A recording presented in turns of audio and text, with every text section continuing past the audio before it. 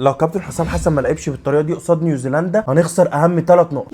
التشكيل المثالي مش محتاج فزلكه، هو نفس التشكيل بتاعنا بس تغيير تكتيكي واحد ينقذنا من كارثه اكيده، وخروج حمدي فتحي من خط الدفاع ونزول يا اما رامي ربيعه يا اما الاحسن كمان حسام عبد المجيد كقلب دفاع جنب ياسر ابراهيم، وباقي التشكيله زي ما هي: شوبير، هاني، فتوح، ياسر، قدامهم مهند ومروان، زيكو، امام، واثنين في القلب صلاح حر، ومرموش يعتبر المهاجم الصريح. ده التشكيل. لكن بقى عشان ان احنا نقدر نامن مرمانا وما نخشش فينا جوان، الخطه السليمه ان انت تعزل المحطه وتفوز بالكره الثانيه. نيوزيلندا بتلعب لعب مباشر على المهاجم كريس وود، وده ما شاء الله عليه فرع نخله، عشان كده حطينا له يا اما حسام عبد المجيد يا اما رامي ربيعه. وهنا يجي الدور الاهم لمهند لاشين ومروان عطيه، عينيهم لازم تكون على الكره الثانيه اللي كريس وود بيديها لزمايله. لو عرفنا نلم الدنيا دي شلينا هجوم نيوزيلندا بحوالي 90%. وطبعا هاني وفتوح يضغطوا من اول لحظه عشان نمنع اي عرضيه. نيجي بقى للمهم، هنجيب اجوان ازاي؟ التكتيك اللي اتبعته ايران: اغراق منطقه الجزاء. دفاع نيوزيلندا دفاع هش جدا، بيتوتر من الزحمه كده ويفقد الرقابه الفرديه بتاعته. دور محمد صلاح هو لعيب حر، هيقدر ان هو يسحب معاه لعيبه بره ال 18 ويفضي الدنيا لمين؟ مرموش وزيكو، ومعاهم طبعا اللي جاي من الخلف بسرعه الصاروخ